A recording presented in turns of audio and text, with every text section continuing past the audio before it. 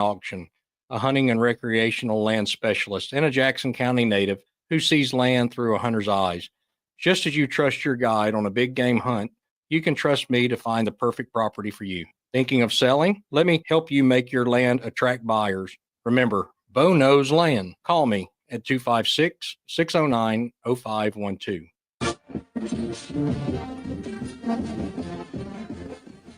From the University of Alabama, this is Crimson Tide Today. It's a daily update on Bama sports and it's brought to you by CB&S Bank. Bank anywhere, at any time with CB&S Bank's digital solutions. Managing your finances has never been so easy. Hello again, everybody. I'm Roger Huber. Here are post-game thoughts from head coach Nate Oates following Alabama's game on Saturday against Auburn. Obviously, it's a disappointing loss. You got to give Auburn a lot of credit. You know, the number one team in the country for a reason. They did a great job, I thought, on their defensive end, trying to take away our threes. We didn't shoot it very well, but they contested them. They did a good job contesting our shots at the rim, too. We had them for 7 block shots, our stats. So we didn't make great rim reads, but they got us off the three-point line, pushed us in. They made big plays at the rim. We shot under 50% at the rim. Can't do that. We didn't convert at the free throw line, as well as their guards did. Look at their guards. They were 19 and 21 at the line. I'll have more in a moment. CB&S Bank has a long history of stability and a legacy of serving our community's needs for generations. You could say we know a thing or two about tradition. We've been family, community, and financially strong since we began in 1906. Being a team player is part of our culture. That's why at CB&S Bank, we're proud to sponsor the University of Alabama Athletics and prouder to take the field or court with you. Visit cbsbank.com today. Member FDIC and Equal Housing Lender. Join us tonight for Hey Coach and the Nate Oates Show, presented by Alpha Insurance, live at 6 p.m. Central at Bob Howard's Victory Grill in Tuscaloosa. Crimson Tide Today has been presented by CB&S Bank. Crimson Tide Today is a production of the Crimson Tide Sports Network from Learfield.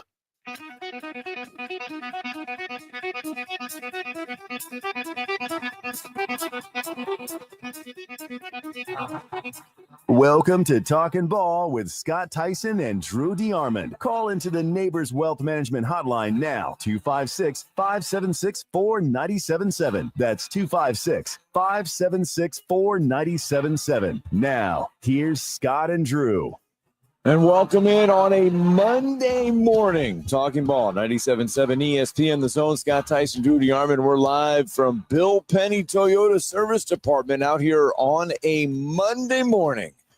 256-576-4977. That's how you can be a part of the show this morning. Their doors are open here at Bill Penney Toyota Service Monday through Friday, 7 a.m. to 7 p.m. And then on Saturday, 7 a.m. to 5 p.m. You can get your vehicle serviced, and also remember reliability, versatility, rentability. If you need to have your vehicle in here longer than what you might want it, and you need to jaunt around town, you can rent a Toyota. Hourly rates available, and then there's long-term rates available as well. So feel free to rent a Toyota if you need to. And don't forget, you can also test drive one for a chance to win $5,000. You just got to go up and visit the showroom, and they'll take care of you from there. What a weekend it was as far as college basketball. There's a lot of high school stuff happening today. State wrestling is in the books. A couple North Alabama teams bringing home state titles there. All kinds of stuff. But we do start with what was the premier matchup in college basketball on Saturday. Top-ranked Auburn, second-ranked Alabama. Auburn on the road prevails 94-85 as Auburn comes away victors over the Crimson Tide. And I believe it was the first time in 87 home games that Nate Oates has not led inside Coleman Coliseum. Yeah, that was the stat. Auburn led wire to wire. Did a great job. They won the game in 3 critical phases. They came out, got up 9-0, which stretched to 14-4. And then Alabama rallied to get within 26-25, but they finished the first half on a 7-0 run. Went up 42-33, then came out in the second half, kicked Alabama in the teeth, got up 14 to 55, and And then Alabama did rally. They tied it twice in the second half, so they continued to fight. But both times they tied it. Auburn came back with clutch threes, one by Tahad Pettiford, the next one by Chad Baker-Mazara. And then after Mazara's, they basically just systematically dismantled Alabama and was able to keep them at arm's length. I think the closest Alabama got late was 5, but Auburn won the game. They're the best team in America, 94-85. It was the most electric environment I've been a part of as far as crowd. It was amazing. College game day was in Tuscaloosa for the second time. They were there for Tennessee last year as well. It was a great showcase for the state of Alabama, but Auburn flexed and proved they're the best team in the country right now, no doubt about it. They're the overall number 1 seed, and I give them a lot of credit. I think Alabama, a lot of people are making a big deal out of the 3-point attempts and makes. That's not what lost the game. What lost the game for Alabama was their inability to finish at the rim. Auburn played better transition defense, and I think Auburn did a much better job of finishing at the rim than Alabama did. They, especially early, when they were able to hit a couple threes and get themselves in rhythm. But Auburn did a great job of taking the ball to the basket. Jonah had his mid-range game going, his fadeaways, did it from the baseline and from the middle of the floor. So I just felt like that Auburn did a better job of playing inside the 3-point line than Alabama, because Alabama came in shooting over 60% from 2. I think they shot 48% against Auburn, and that's what it's about. Because if Alabama can finish at the rim, they're going to get even more free throw attempts than they got, but they're also finishing, which leads to some open looks from 3 land, probably some more makes. But again, Alabama has shot poorly from 3 really all year as a team. They're only shooting close to 34%. But they've shot well inside the paint and won the game inside the paint, won a bunch of games inside the paint all year. Did not do that Saturday. And Auburn defensively took a lot of that stuff away. They did, but Alabama missed. I lost count. They missed about 15 layups that you've got to finish. Mo Diabate missed 2 or 3 that were just absolutely uncontested, where he stepped past the guy. You got to make those. Grant Nelson, had a few 5-footers and 2-footers that you got to finish. Nate Oates kind of called him and Mark Sears out after the game. I like it. Someone asked me on another radio show this morning if it was more of throwing people under the bus. No, because you're getting paid, do your job.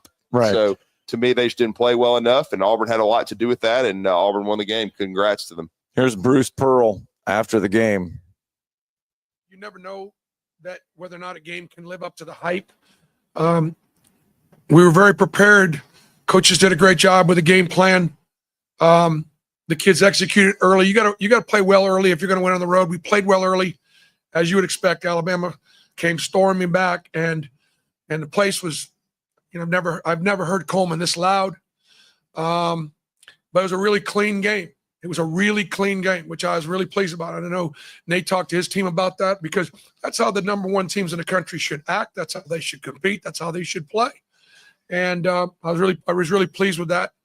I'm happy because we had such balance. I'm happy for the kids from Alabama. This rivalry matters in the state, but in every family. I mean, every family's divided. Every family's got Auburn fans and they got Alabama fans, and for Cheney in Denver, it was really big, and they both really played well. But I think the balance of our team, was really significant. Last thing I'm just going to say on this: Denver Jones was sitting right here. I would appreciate you folks in the media. And I don't know when Denver Jones is going to in the media is going to talk about him being one of the best defensive players in college basketball.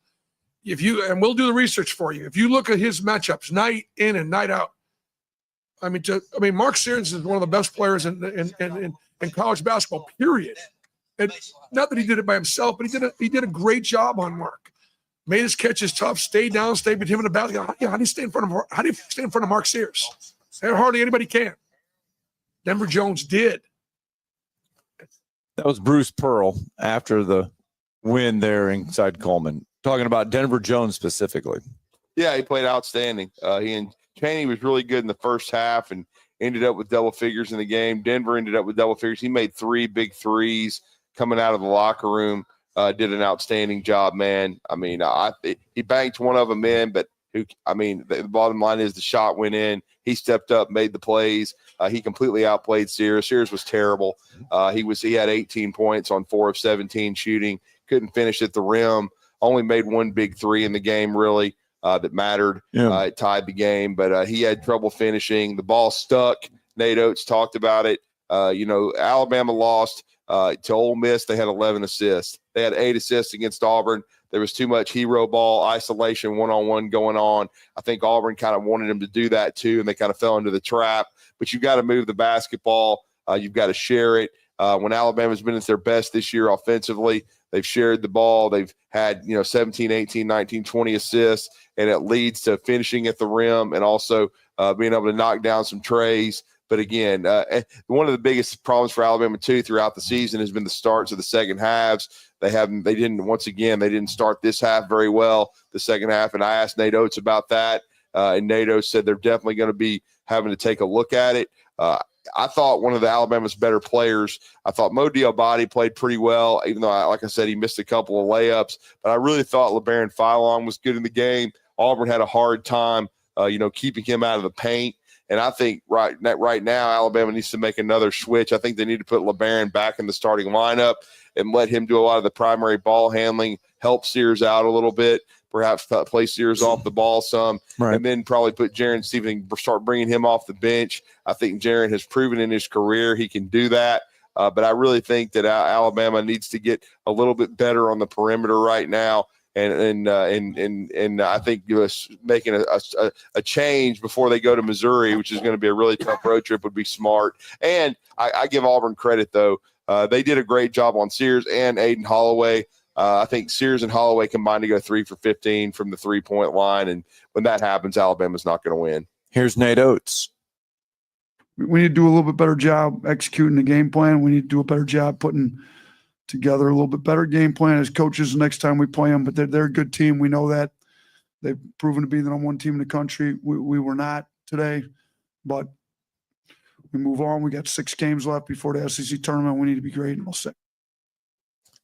And again, they have tonight or today. They will not play again until Wednesday. I wanted to say tonight and tomorrow off. They don't play again until Sunday off. They'll practice Monday and Tuesday before playing against Missouri on Wednesday. It'll be a tough road trip. Missouri just had an impressive win over Georgia on the weekend on the road by 13. So you're certainly going to be going into a tough environment, but it's still a game Alabama can win. Alabama's going in. Everybody understands they got the toughest 6-game stretch in college basketball down the stretch. It's 6 ranked teams in a row. They get Mizzou on the road Wednesday. They return on Saturday and Tuesday, next 2 games at home against Kentucky and Mississippi State. Another couple teams where they had wars on the road that they won. But the interesting thing about this Alabama team so far is they played better on the road than at home. And so we'll see, because certainly this 6-game stretch, and then of course we all know who they finish with.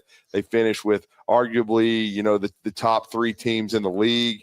You go to Tennessee on March the 1st on a Saturday, and then you finish with a really tough Florida team at home, your last home game of the regular season, and then the regular season finale is at Neville Arena, one of the toughest places to play in all of college basketball. And we'll see what's at stake by then. But certainly Alabama, all their goals are in front of them. They're still on the 1 line in the NCAA tournament. They can still be there. I think it's going to be very difficult to unseat Auburn for the SEC regular season title. Auburn's got 3 straight home games now at Neville.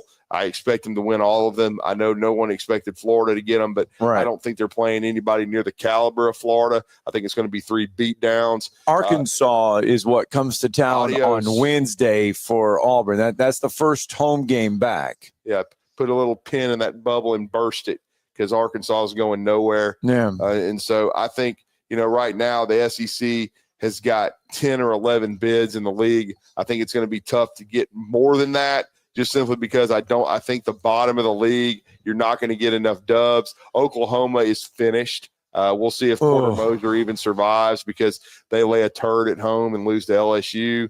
We could see Rodney Terry be gone. We could see Porter Moser. Texas has the best chance of some of those teams, because they responded on Saturday, man. Right. they were able to get it done against Kentucky and rally. So I still think Kentucky is going to be fine. And we'll see if Texas is too. You know, talking to Brian Pasick on the show on Friday, after he watched that game in Austin, even though Alabama just routed, they played exceptionally well against that Texas team. But he felt like with Trey Johnson and the talent that they have, that Texas is still going to find a way to get in. And so I just think right now, you know, Vanderbilt, Texas, you know, I think the absolute maximum would be 12. Right. But I think it's more going to be around 10 or 11, just because I think they're going to start cannibalizing each other. LSU and of course, South Carolina are definitely done. I mean, they're going to have to win the SEC tournament, which is not going to happen, you know, in my opinion. But you've got the Georgias of the world, the Vanderbilts. You've got Texas, Oklahoma, even though I think Oklahoma's close to being done. I think Arkansas is too. But all those squads are going to have to continue to win games to get in the tournament. But I think when it's all said and done, I think, you know, the SEC will lead the nation in bids, and it'll be double figures. I think they'll get double figures, but it's going to come down to this. Is it going to be 10, 11, 12? How many are you going to get? Is somebody going to get hot? Right. You know, but I just, after Georgia got thumped by Missouri, I just felt like, okay, the air is coming out of the balloon there. Arkansas, it was a tough road trip to Texas A&M, but they lost another tough one. And then you just talked about where they got to go coming up on Wednesday. They got to go to Auburn. And I think they're going to get massacred. I think they're going to be barbecuing some hogs. And so, but Vanderbilt, they did lose at Tennessee, but they led by 13 at halftime. But, they were up by 20-something at one point in this game, and Tennessee slowly chipped away at this. Yeah, and I wasn't surprised that one hurt by that for Vanderbilt. But I think Vanderbilt is still in solid shape. I think Vanderbilt and Texas, of those teams I just talked about, probably have the best shot. Well, because it's funny, we're right back to where we were at the start of the week between Mississippi State and Kentucky. Right now, the Kentucky win over Mississippi State is huge because Kentucky would have the tiebreaker over the Bulldogs, and that would be for that 8th spot. That would be for being off the 8th spot of having to play on day one. Mississippi State, Vanderbilt, Texas, Arkansas, Georgia, Oklahoma, LSU, and South Carolina would all be playing on day one of the SEC basketball tournament. But shout out to Mississippi State, who swept Ole Miss. You know, they go to the Tad Pad, or I can't call it that anymore. The Tad Pad's the dump. Yeah. The Pavilion, you know, they win that game 81-71 and sweep the Rebels. So great. Now they're only a game behind. Mississippi State is a game behind Ole Miss in the standings, as well as Tennessee. Tennessee's now fallen down to 8-5. So they're only a game. So, I mean, it's tightening up in that mid-pack. In the mid-pack of the SEC, Missouri, Tennessee, Ole Miss, Mississippi State, Kentucky, kind of a tightening of the belt there a little bit, so to speak. There is, but I mean, I still think it's a really, really tough league. And that's why when you saw the seedings come out, I believe 5 of the top 6 were from the SEC and 3 of the 1 seeds are from the conference. And right now, Auburn's only 2 losses are the top 4 teams in the country when you're talking about Florida and Duke. And so Duke's another team that's on that 1 line. So, credit to Auburn right now.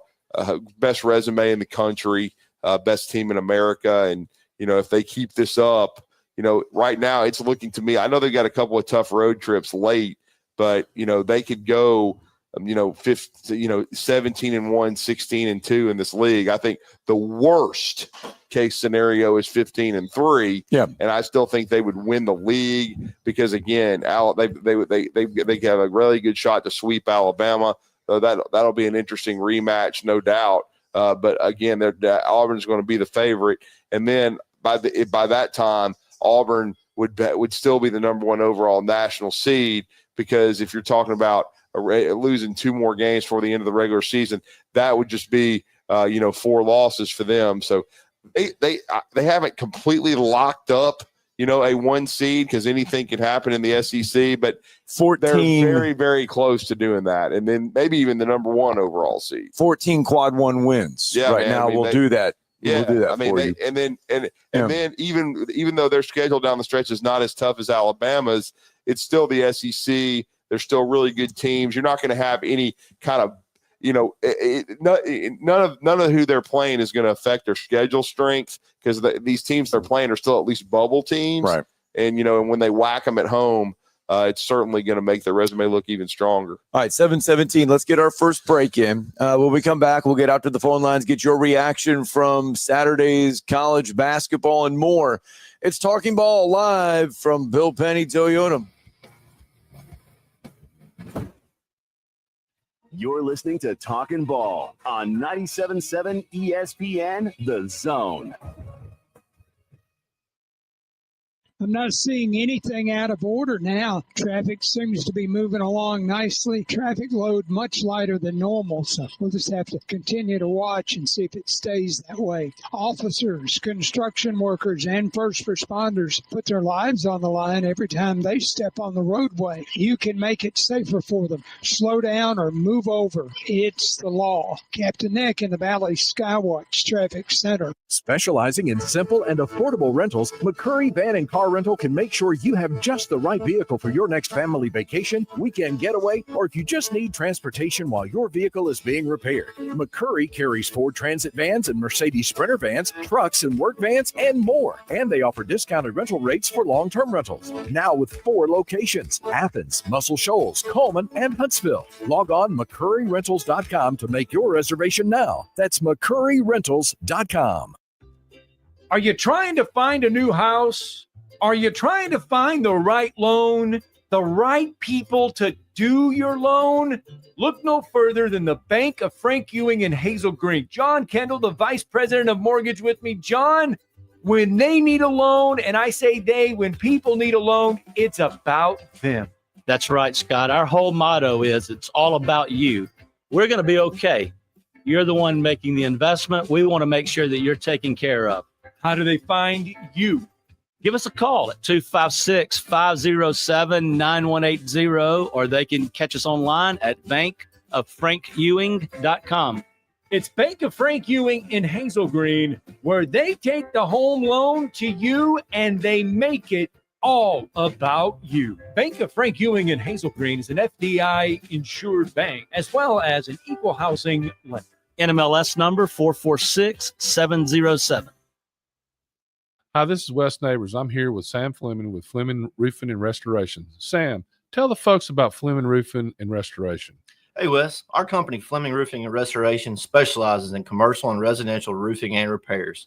I'm a fifth-generation Huntsvillian, and our family's been doing construction business in Huntsville area since 1965. Sam, what kind of roofs does Fleming Roofing and Restoration do? Our guys are skilled enough. We can come out and address any kind of leaks or issues you might have on your commercial, on your metal roofing, on your shingles. We can do anything, and we can offer you a solution to repair it, or we can replace it. But you guys also do insurance restoration. Our staff has 10 plus years of experience as insurance adjusters, and we really do know the inside and out of the claims process at Fleming Roofing and Restoration. Check out Fleming Roofing and Restoration online at FlemingHSV.com, or you can call or text them at 256-651-9440. Hey, Wes, we show up. Here in North Alabama, barbecue is a part of what makes our home so special, and great barbecue from Lawler's makes it just that much better. Since 1978, Lawler's has been serving up their delicious barbecued pork, ribs, chicken, ham, and turkey for generations of family get-togethers. Recognized as the best barbecue joint in Alabama for 2 years in a row, Lawler's is thrilled to share their award-winning barbecue for your next family meal or catered event. Order online or stop by any one of their 14 area locations. Lawler's Barbecue. Cooked slow, served fast. Can't get a ticket? Never miss a second of Huntsville Havoc hockey. Huntsville has a 2-on-9, and that is okay. Tic-tac-toe, and off we go to Pensacola. With the Havoc Zone, only on 97.7 ESPN.com and the 97.7 ESPN The Zone app. All right, welcome back. Talking Ball, 97.7 ESPN The Zone. Scott Tyson, Drew DeArmond, welcome back into the program. On a Monday, we're live from Bill Penney Toyota. We're going to be out here until 9 o'clock. They're going to be out here all day. Their doors opened at 7 o'clock. They can serve you till 7 o'clock tonight, or they can do it on Saturday, 7 a.m. to 5 p.m. They can take care of all your vehicle's needs. just make sure you give them a call. It's Bill Penney Toyota's service department. And we've been talking SEC basketball. Got you caught up on everything that happened from over the weekend. 256-576-4977. We visit the phone lines. Brandon is with us. Good morning, Brandon. Morning, guys. Morning, sir. That Alabama game over the weekend, I know I've said this before, but the shot selection bears it out. We shoot 3.3% of our shots from mid-range and about 12.8% from the lane. We give them half the floor, and they know we're not going to take shots from it because it doesn't fit into Nate Oates' system. And I feel like the way they played man on defense, they didn't switch, that they knew they only had to defend about half of the floor when you're playing half-court ball, and I think they kicked our butt as a result of it. They had a great plan. Yeah, they had a great plan. If you make layups, you win. They missed too many. They should have made them. It wasn't like they had shots blocked, but you got to finish. They were too soft, period, end of story. Well, and you look at the plus-minus on it. They got out physical. And, oh, yeah. I mean, Grant Nelson's minus 20. Yeah. Should that's why he got called out. And he should, because he's getting paid a lot of money. He's selling a lot of T-shirts and stuff like that. So the coach called him out, and he should have. I mean, they just didn't execute. You mentioned also Mark Sears. This isn't the first time this year that Mark Sears has kind of been off.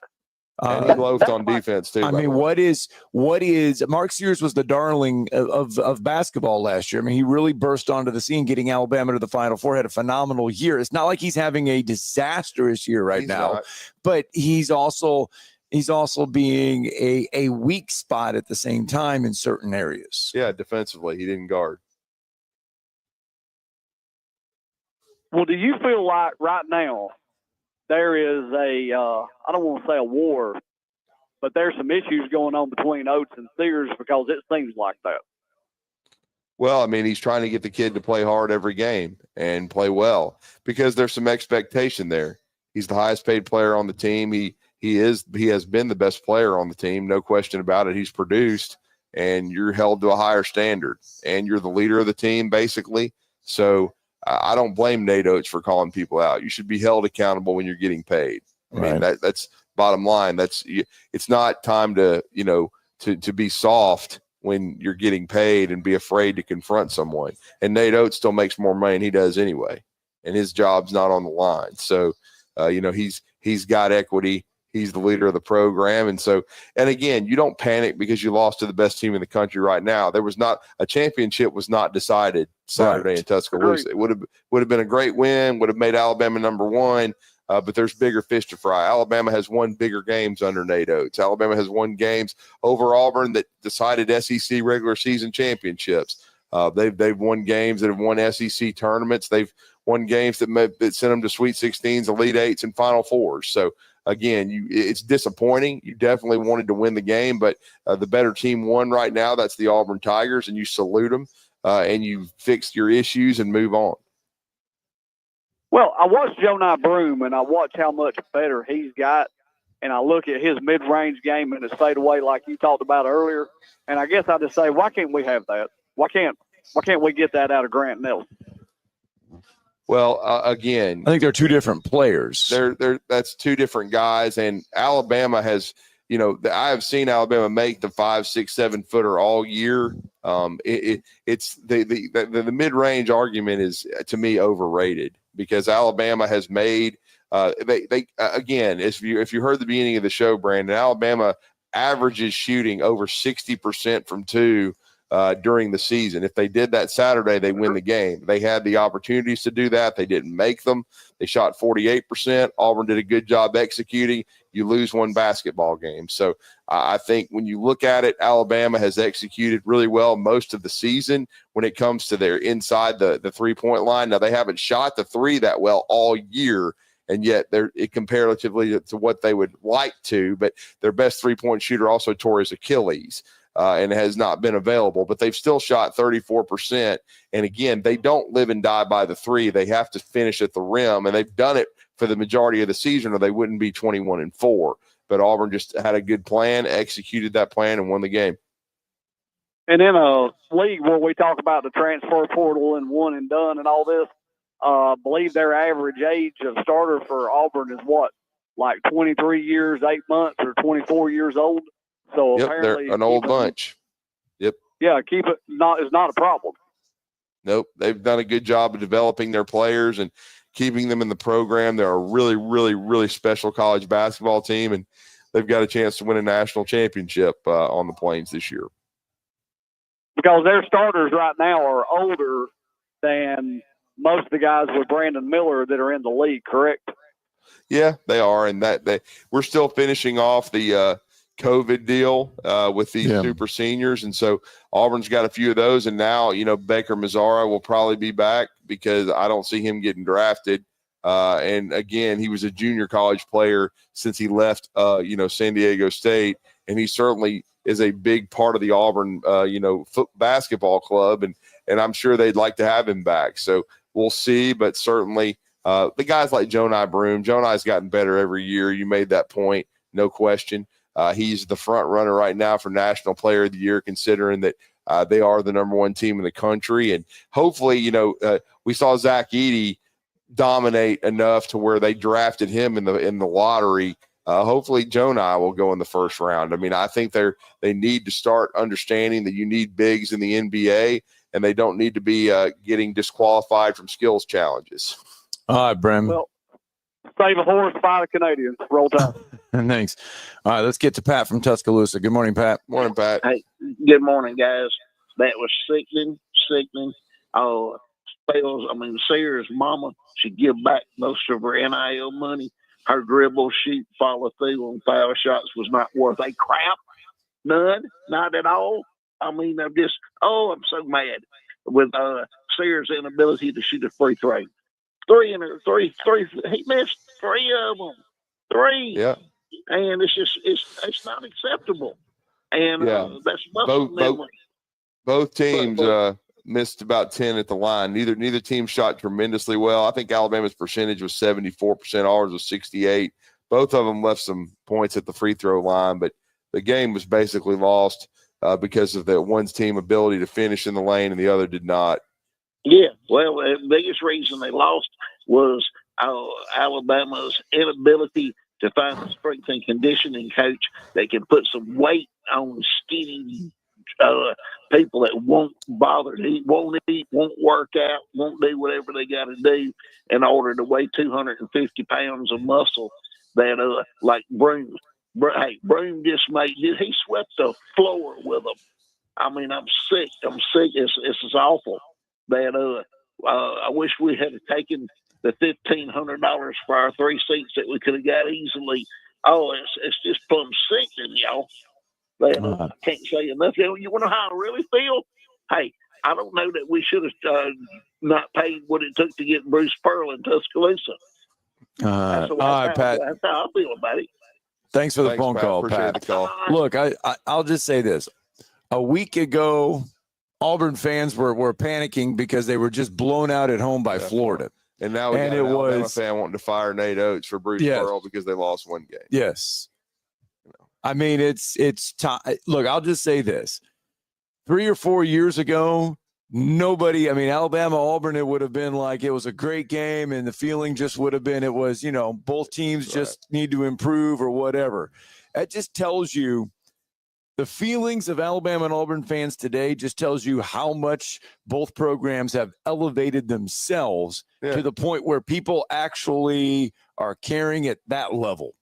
I mean, that's where it is. Absolutely. All right, we got to get a break in. I know we got Wolverine Nibble. I want to get a break in because we got to bring in our first guest of the morning.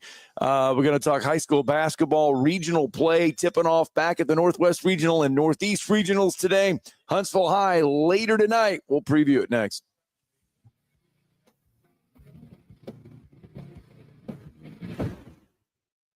You're listening to Talkin' Ball on 97.7 ESPN, The Zone.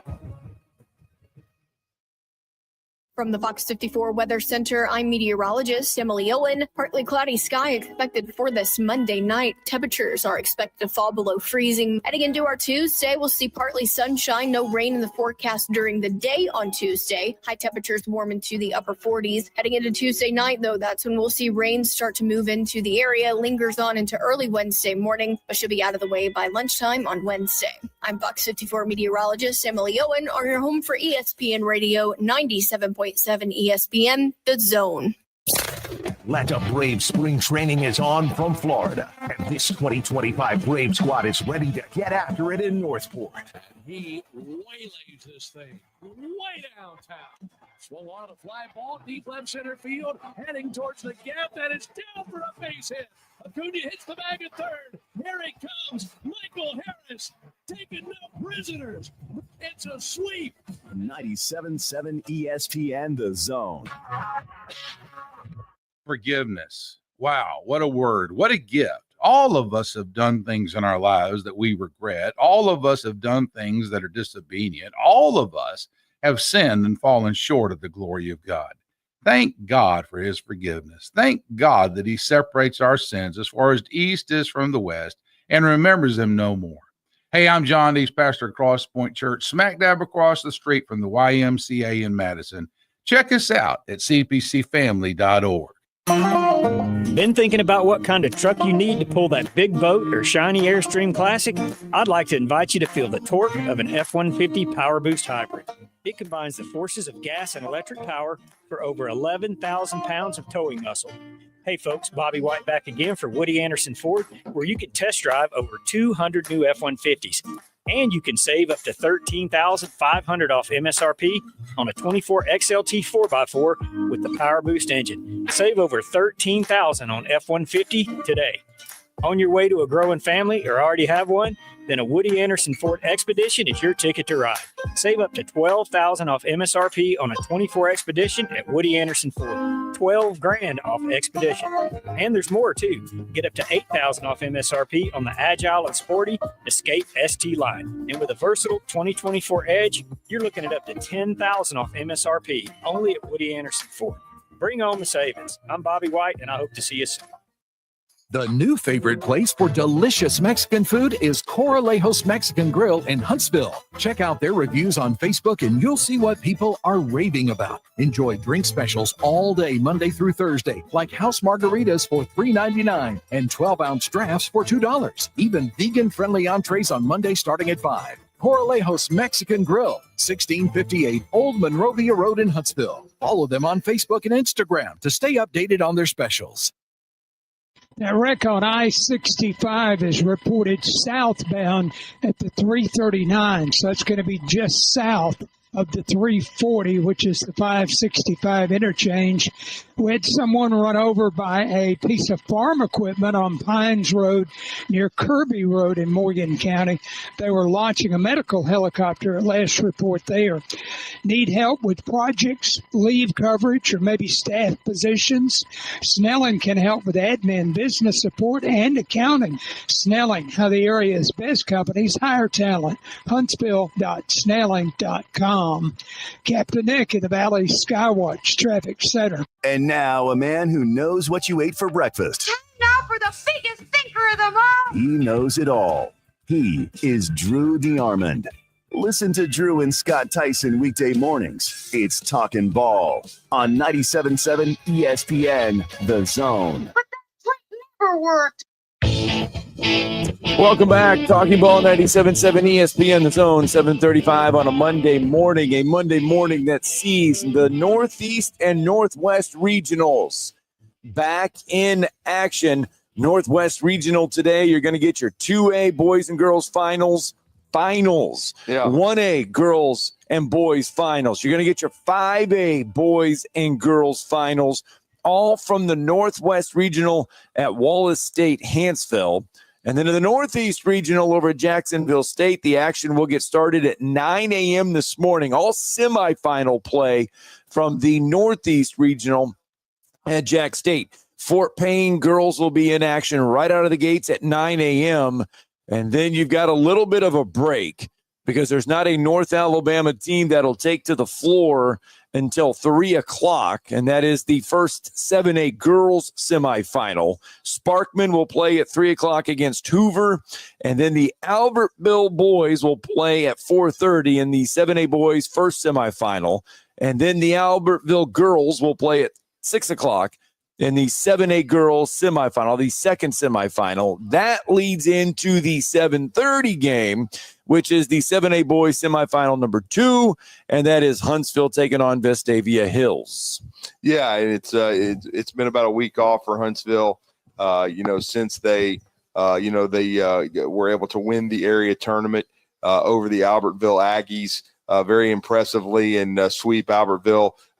They won those 3 games during the regular season and in the area title by 23, by an average of 31 points per game. But it's been an exceptional year for these young men.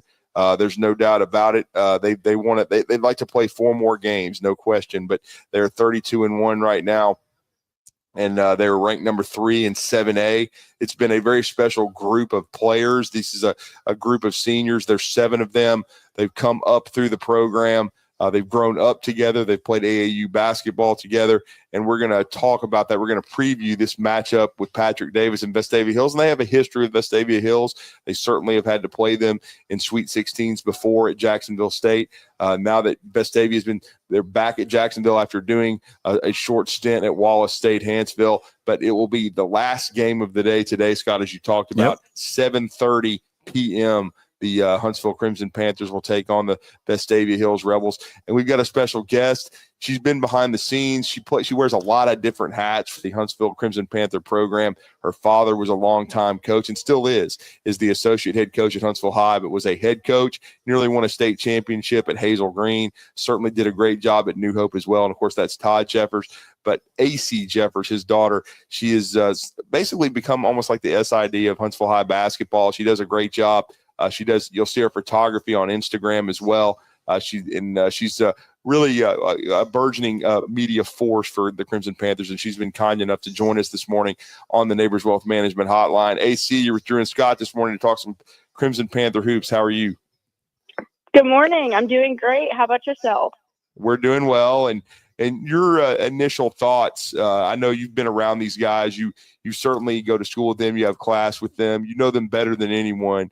On a personal level, but just kind of talk about being along the journey with these guys, really their entire careers, but especially this season. I think everyone, Coach Swears has kind of called it the last dance, just like the Chicago Bulls with Michael Jordan. This is a special group of kids, but talk about being along on the journey with them.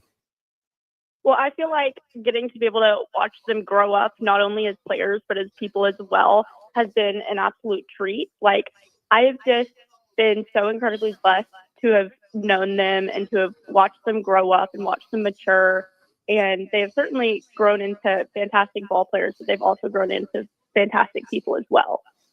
Yeah, absolutely. And what's been kind of your favorite part of this journey to watch these guys? I mean, what they've done so far is just kind of unprecedented, because again, when you're talking about, what they've done, I certainly had high expectations. They went 28-2 this summer, did not lose to a team in the state of Alabama.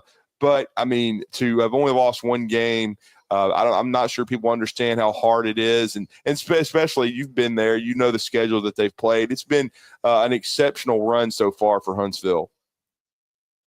Well, I feel like my favorite part of this season particularly, has definitely been the ups and the downs and adversity that we've faced. While winning so many games and only losing 1 is incredibly hard, I think that is just so impressive that these boys have been able to just overcome everything and win no matter what it takes. And they've put in the work, they've put in the time, and it's definitely paying off. And this is where this part of the journey is the part of the journey that they've been waiting for. They've gone through the regular season, but after last year's loss in the Final Four, this part, getting back to the regionals, is what this team has been waiting for. So I'm sure there's a lot of energy ready to go for tonight at 7:30. Absolutely. This is 100% what they have been working for all season. This is what their entire mindset has been this summer. Of course, though, we do take games one game at a time, and that's how we do it. It's a part of the process. But, of course, any team, their mindset is set on wanting to make regional play, make state play. And I feel like these guys have just put in that work and put in that effort, and they've focused on their main goal. Yeah, and their main goal, we all know, is to win, every tournament they play in. They've done that in every case except for one. They finished third in the Huntsville City Classic, and they won their last game in that tournament, which is a little bit of a unique format. So certainly they won the area. We hope they're 32-1 after tonight, but they're 31-1 right now. And they played Vestavia Hills. We kind of talked about that coming into before we started the conversation with UAC. And you've been around. You've seen them. They've played Vestavia Hills. They've had success. But again, there's already been cases around our state. We know that Huntsville played Ramsey. During the regular season, Ramsey was the number one team throughout most of the year in 5A, and Huntsville had an impressive win over them by 17 earlier in the season. But they got upset over at JSU. They lost to Hayden 51-49 as the number one team in 5A. So as we know, that's the thing about the games. Pretty much you play in a drop-dead game to start your area tournament. Huntsville did that against Grissom, was very impressive. Then you do get one mulligan in your area championship game, but Huntsville took care of business there. But from this way, the next every game from this point forward, is win or go home. And so that's what's the interesting part. But Coach Swear's teams have always seemed to play their best basketball this time of year. But your thoughts on the matchup with Vestavia Hills, and then and you've been around these guys. I think one of their biggest assets is their mental toughness. And I mean, everyone knows what's at stake tonight, but I think if there's a team that's going to be locked in and ready, it's Huntsville. Yes, Huntsville has had an incredibly tough season. We've played some really good teams like Mountain Brook. We've played Clay Chalkville. We've played Oxford, and we've overcome every single time. And I feel like that's what tends to put us over the edge in our chemistry on the court. And we're always really focused. They're always locked in. And I feel like that'll be what's able to push us over the top tonight. Do you have a key for tonight? A key to get the win? I feel like control and focus and just being able to just stay locked in as they always do.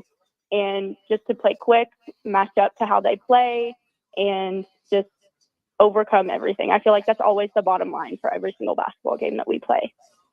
And I wanted the personal aspect. We talked to, the starting five of this team after the Huntsville City Media Day, and I was able to feature all five of them because they're such special kids and special athletes. And it was great being with them yesterday for that the amazing church service where they were honored, and just talk about as far as what has been your favorite part about being around these guys for their careers, because again, this was your decision. You want to go into athletics administration and potentially, being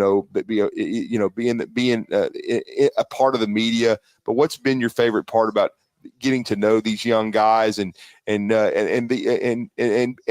thing too that's rare is these guys have stayed together so long. I mean, there's we know guys transfer around and things of that nature. They get the chance. Some of them, if you're a high profile young man, you get to go to a prep school. Like we've seen some very high profile kids in the state of Alabama leave the state to go elsewhere, but these guys have stayed and been able to and played together their entire careers. But kind of what are some of your favorite things that you've been able to witness, away from the floor that maybe people don't know?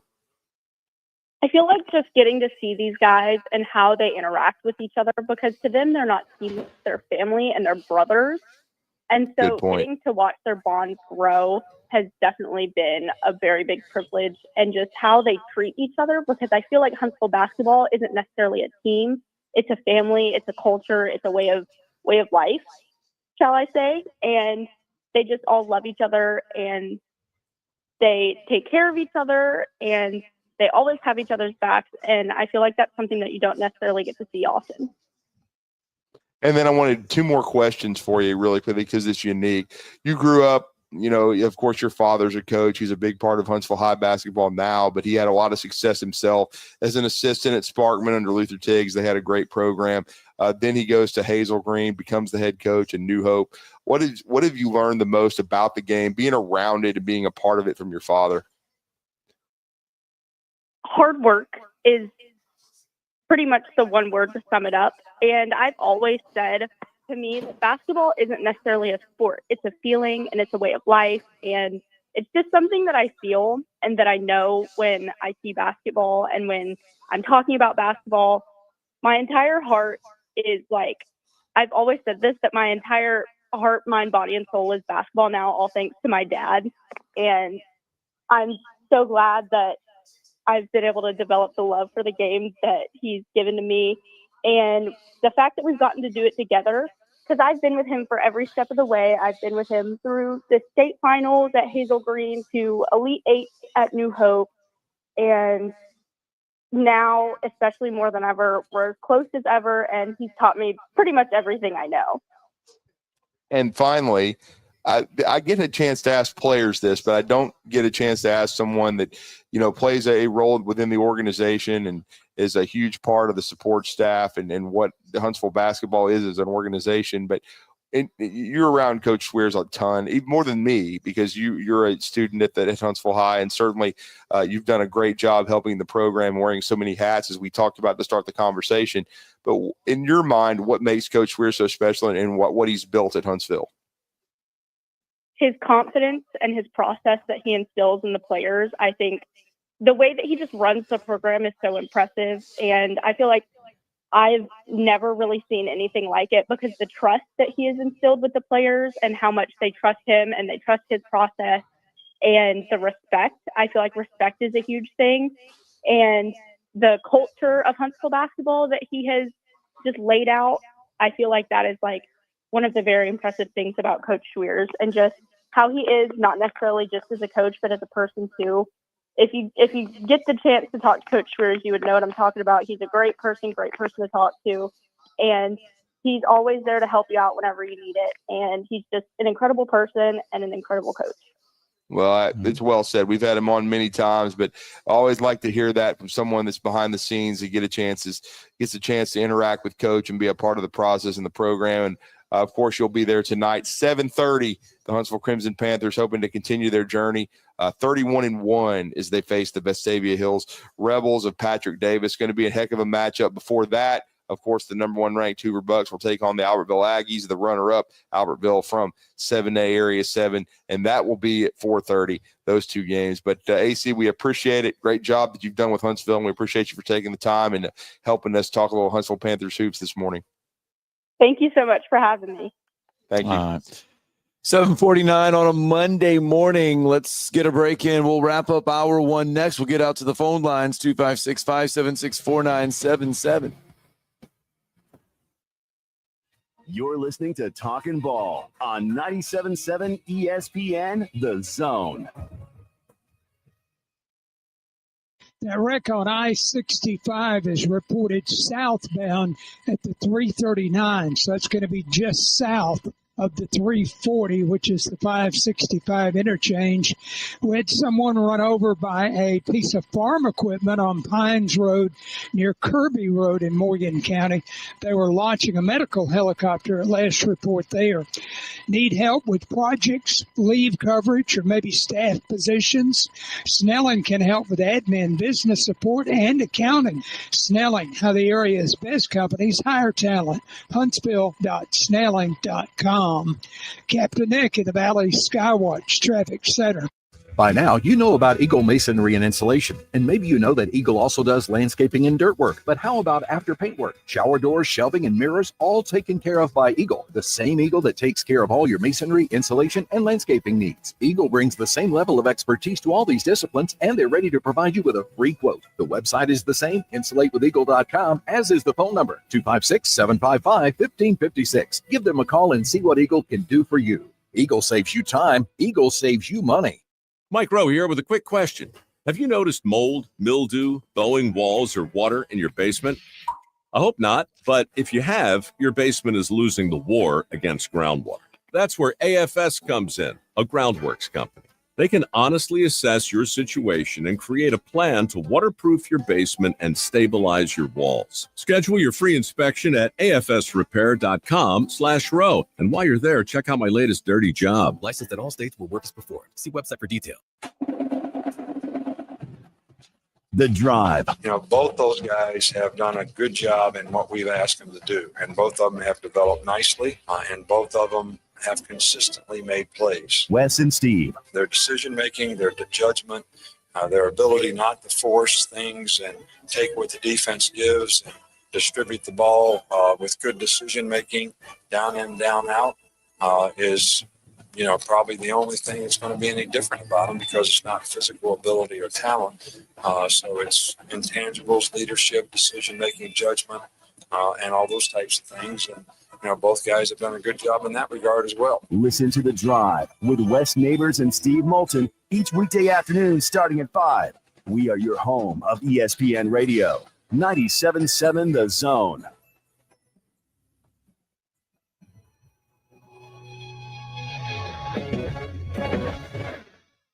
Listen to UAH Charger basketball all season long. So when we came out of the timeout, Coach Hedge had initially called a man play, and they ended up faking a zone. So the whole bench was yelling zone, zone, zone. So we tried to switch the play last second. We ended up getting confused. So Tommy swung it to me, and I initially was like, all right, I'm going to try and get to the rim right here. We're only down 2. We don't need a 3. And he flipped his hips real hard, and I tossed it back, and as soon as I let it go, I knew it was in. Campbell to plug it in. 81-79 Union. Inbounds it goes. Dribbling it out from Tommy Murs. Swings it over to Campbell.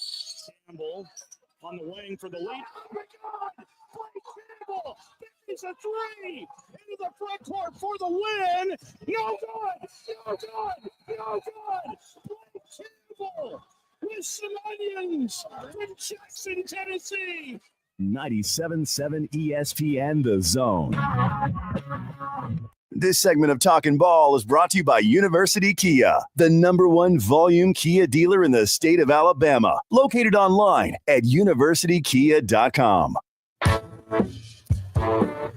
You heard that little UAH promo right there. Chargers do get it done this weekend at home on Thursday and Saturday over Christian Brothers and Union. Yeah, they didn't need any onions the second time against Union. No, they did not. And Chargers clinch a regular season share of the Gulf South Conference title. So congratulations to Mick Hedgespeth and company for getting it done. Homecoming on Saturday it was. And so the Chargers get it done. Now this week, it's road games to wrap up the regular season. Thursday at Auburn Montgomery, and then Saturday, the ever so fun road trip to nowhere, and that is West Alabama. I mean, you drive 2.5 hours and almost 3 hours, and you go nowhere. So that'll be fun, though. It'll be fun on Thursday because tentatively, hopefully, if Huntsville High gets a win tonight over Vestavia Hills, we will be there Thursday to do the Huntsville Hoover game. If Hoover is fortunate enough to get a win tonight as well, potentially sets up a Hoover-Huntsville game on Thursday, and then driving to Auburn Montgomery on Thursday. Auburn Montgomery on Thursday to do that game there, and then Saturday we finish up, and then there's actually 2 weeks left of the GSC season, the Gulf South Conference. UAH has a off week before conference tournaments, so the UAH they get a whole week off. They get a week off. Nice. Yes. So that's that'll be a good way to recharge their batteries. But like they said, you're trying to finish regular season play now undefeated. And West Alabama is never an easy road trip. I mean, that'll be it's tough. not. And they've had trouble at Auburn Montgomery in the past, so they've got 2 tests left in the regular season. But certainly they passed the last homestand and the last regular season home game. Senior night, of course, was Saturday as they got that big win over Union. So congrats to those seniors. They've done one whale of a job, no question about it. And they have taken UAH to 24-1. Right now they're right in the mix. It's tough, though, because it may come down to just the simple fact of that first game of the regular season that would decide the regional host. Any other year, UAH might have a good shot at hosting the regional again, but unfortunately, Nova is a machine as well, and they lost by 1 to them in the season's first game. That's the thing. I mean, you play your season's first game. You're trying to have a measuring stick game against one of the best perennial teams in Division II, and you're saying, okay, if we can find a way to have success here, it might help us throughout the year. Little did you know at the time that a game that was the first game on the schedule could actually dictate whether or not you're at home for the NCAA tournament, because you could have won.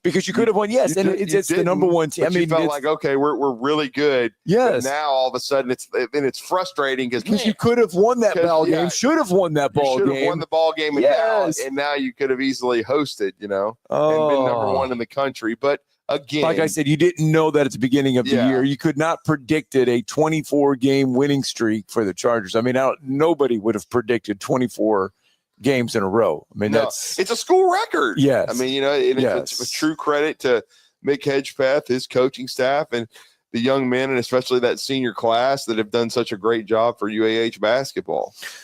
All right, just about done with hour number 1 of Talking Ball. Coming up to kick off hour number 2, Nathan King will join the program. Wow.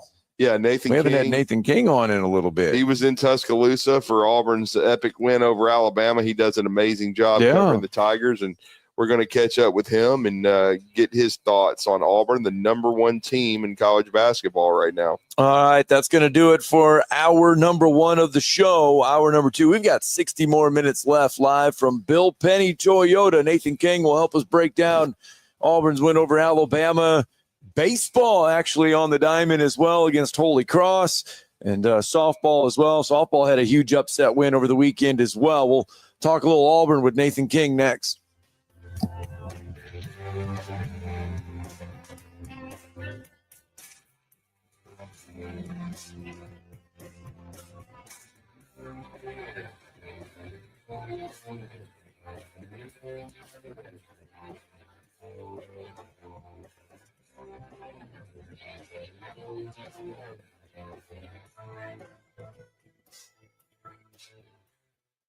This is Brent Musburger's VSiN Action Update on 97.7 ESPN The Zone. For a limited time, GBank is offering a $250 bonus when you open a GBank Visa signature card. Apply today at vsin.com/GBank. The Atlanta Braves open up Grapefruit League play against the Twins on Saturday. The season opener March 27th at San Diego. Home opener April the 4th against the Marlins. Atlanta plus 750 to win the World Series, plus 425 to win the National League, and the favorites to win the National League East Division title at plus 110. William Byron wins at Daytona 500 for the second consecutive year. A rain-delayed race, delayed 3.5 hours due to the weather. He wins it for the second consecutive season. He's 6-1 to win the Cup Series title. Kyle Larson 5-1. Christopher Bell plus 550. Atlanta Motor Speedway this week in the Cup Series. For more, go to vsin.com. WCZN, Union Grove, Huntsville, Alabama. 97.7 ESPN The Zone. SportsMed is the official team physicians of the Rocket City Trash Pandas. And if the pros trust SportsMed, you can too. SportsMed provides every service you might need for complete orthopedic care, specializing in orthopedic surgery, sports medicine, joint replacement, spine surgery, neurosurgery, and podiatry. And they offer their own brace shop, in-house full-body MRI, physical therapy, walk-in clinic, and so much more. 4 locations and on the web at sportsmedalabama.com. This hour brought to you by SportsMed Orthopedic and Spine Center. Online at sportsmedalabama.com.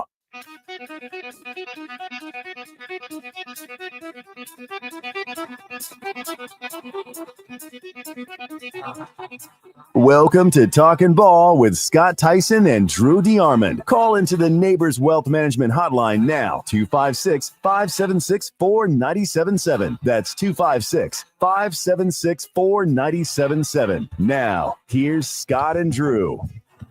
It's hour 2 of Talking Ball, 97.7 ESPN The Zone. We're live from Bill Penney Toyota. Remember, they can take care of your vehicle's needs, reliability, versatility, rentability, Heck, if you got to bring your car in here for a little bit, and it's longer than you think, just ask them. Ask one of the associates. They'll help you with a rental car. They'll get you in one for an hour. They'll get you in one for 2, 3, or 4. And if it's over 4 hours, they can just turn it into a daily rental rate for you, and everything you've already paid, well, it'll go towards the long-term rental. So they got you covered here at Bill Penney Toyota. And, of course, hour 2 brought to you by our very good friends over at Sportsmed Orthopedic Surgery and Spine Center. They're dedicated to providing care that improves lives. They are the official training providers of the Rocket City Trash Pandas and the UAH Chargers. And don't forget, speaking of the Rocket City Trash Pandas, they are playing host to that big old softball extravaganza, which will begin over there at Toyota Field, and just in time for the cold weather to come. And I mean cold weather and snow. And UAH is supposed to play North Georgia on Wednesday at Toyota Field when the snow is supposed to come. So that should make Les happy. Anyway, on Saturday in Tuscaloosa, it was 1 versus 2. Yeah. Auburn versus Alabama. Auburn prevails. They lead from wire to wire in a ball game inside Coleman Coliseum. Janai Broome, Chaney Johnson, Denver Jones, Chad Baker-Mazara. I mean, the usual suspects stepping up for Auburn in a big way. Yeah, they really did. And they did an exceptional job. They have the number 1 team in the country. They have a special squad. I remember the squad led by Chris Porter that became the number 1 overall seed. Yeah.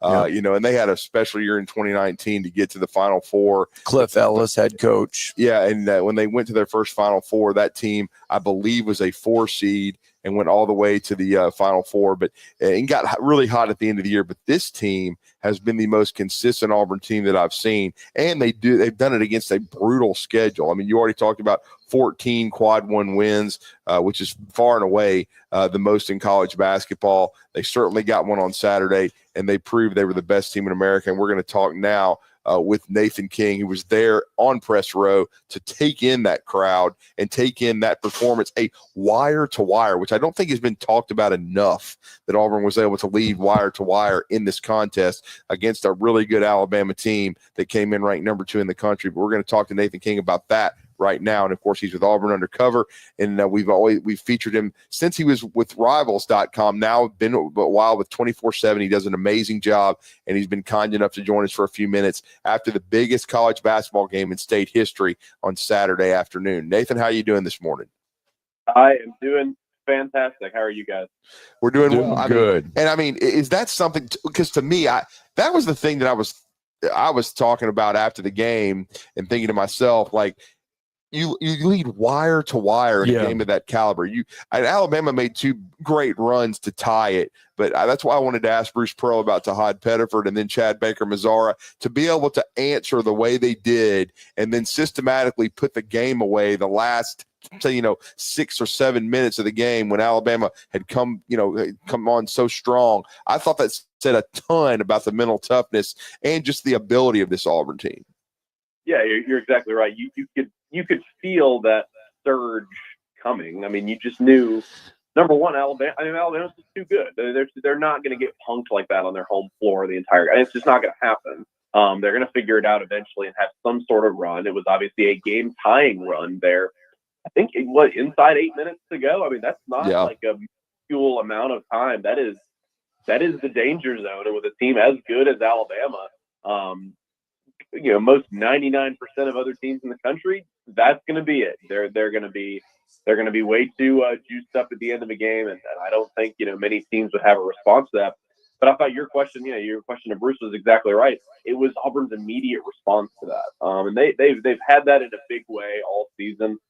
It's obviously why they have taken down so many top teams this year. But yeah, I mean, as impressive as the wire-to-wire win was, Auburn's response down the stretch was just as impressive. You mentioned, Tahad Pettiford.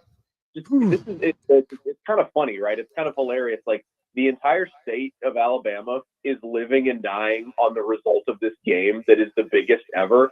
And here's this 18-year-old kid from New Jersey. He's like, what if I pulled up from 35 feet? Wouldn't that be fun? Like, he doesn't care. He doesn't care. They don't really, they're not fazed by the moment. Chad Baker-Mazara had not been playing well offensively the last 2 or 3 games. for Auburn, and it's sort of an oh no, oh yes shot for him. He just kind of pulls stuff and drills one. And then for the rest of the way, I thought Auburn was really impressive. Alabama misses 10 of their last 15 shots in the game.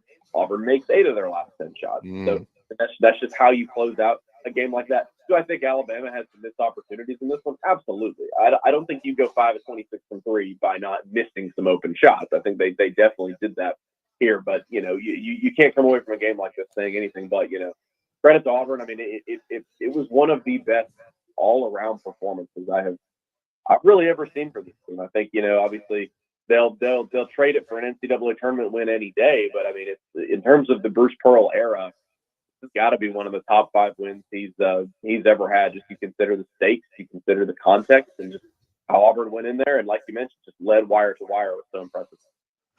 We followed him since he was when he got to campus here at UAH, he was 6'7". Well, he was 6'3" in high school. Yeah, and I mean, he grew, but the evolution of Chaney Johnson on and off the court, and he has really solidified. Now, he got a few starts this year because Jonai Broom was out injured, and he made the most of it then. But he has been coming off the bench. He has been a really steady force for Bruce Pearl. And I know they wanted to count on him in some areas, but I don't know if they realized that they would be able to count on him this much coming off the bench. Yeah, I mean, it's just taken so many steps forward. And that was the MO of this Auburn team, I think. And I was talking to somebody who was doing our podcast before this Alabama game, and I think Alabama's roster in the offseason, look, so many people said, hey, this is the best roster in college basketball. And I think from a talent perspective and transfer, acquisition, I mean, Cliff Omoyori and Chris Youngblood were really good on that. Like, this is a tremendous, tremendous roster. I think it kind of, the Chaney Johnson experiment goes back to what Auburn wanted to do on their roster, and that was focus on retaining important pieces off of last year's team and hoping they'll get better and kind of pouring into them and saying, can you take that year 2 jump? It had to do with Chaney Johnson. It had to do with Chad Baker-Mazara. It had to do with Denver Jones. It had to do with guys like Dylan Cardwell, who's a 5th-year guy, but can you continue to get better? Yeah, I mean, Chaney is, like you mentioned, I mean, he physically has developed so much, and just that offensive aggression is what they're looking for out of him. It was, I mean, maybe a little bit surprising that Bruce Pearl said after the game, they drew up a couple of those looks for him. He went 2 of 4 from 3. He did 2 or 3 of those. They go and draw him up, and they in the huddle said, Chaney, we're going to go get you a basket. And that's not something that has always been the case for him. He's not the best. I think he's still under 30% from deep this year. He's not the best 3-point shooter, but you're starting to see him get really, really confident on the offensive end. So he goes 9 of 10 from the floor against Vandy on Tuesday. And I think they were comfortable just riding that and saying, look, Auburn's probably not going to win that game against Alabama if multiple guys don't step up off the bench. And so if he had been able to do it, great. If not, I mean, they needed a lot of guys to win that game. And if they didn't have that, they probably wouldn't have. So, yeah, I mean, Chaney Johnson is an absolute X factor for this team. I thought it was really important he didn't get into foul trouble. That's one of that's where he's grown the most. I tell you, when he was at UAH, he had a hard time about that. Yes, he had a hard time staying on the floor. The ball was tipped, and he'd already picked up 3 fouls. Well, and I looked at this, and I'm not making an assessment one way or another because there was a call against Alabama where they absolutely, I don't remember what happened, but it was absolutely getting hosed in that game. And a guy like Chaney Johnson going into this one, I was kind of thinking, well, the ref is going to give him 2 fouls during shoot around. Like it kind of felt that. And then Dylan Cardwell, you were like, oh no, Dylan Cardwell has 4 fouls. Fouls. I was like, yep, that was plenty to be expected. But look, Chaney talked on Thursday previewing this game, saying, talking about how he was confident with the way he was playing, and he goes, yeah, man, I just wanted to keep going and doing the things I'm doing. And then he takes a brief pause and he goes, well, except fouling, I don't do that. So yeah, if they can continue to get him to develop, I mean, as you guys know, I mean, look, both our 2-5-6 guys had a tremendous showing. And Bruce Pearl mentioned it after the game for Denver and Chaney. He was so happy for them because when you're from this state, Denver Jones said he's got a house divided, and obviously winning that game means a little bit more to you. Well, and I'm glad that's a perfect segue because I thought Denver Jones. I thought the 3 keys for Auburn winning the game was they started so well. They got up 9-0. Then it was 14-4. Alabama, of course, countered, got within 26-25, but then Auburn finished the half on a 7-0 run. Chaney was part of that. It was 40. He made the three at the end of the half, 42 to 33. They led. Then they come out of the locker room, build it to 14. Alabama certainly rallied, but they had to expend a lot of energy doing that. And a big part of that second half, especially too, was Denver Jones stepping up. And he played great defense on Sears, first of all. And we know Bruce mentioned that specifically, held him to 4 for 17 from the floor, 18 points, but he had to earn them all.